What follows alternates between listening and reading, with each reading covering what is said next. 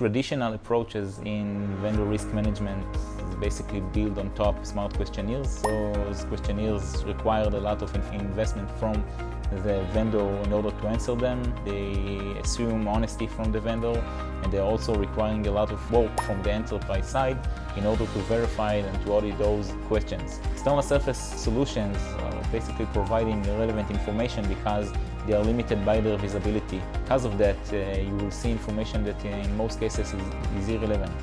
Cloud VRM introduced a new approach which builds on top API-based compliance. API-based compliance is a way in which the vendor connects his AWS and Azure or GCP accounts into findings. We start to receive telemetry and basically building a detailed report and providing insights for the enterprise to understand the level of security and the maturity of the vendor.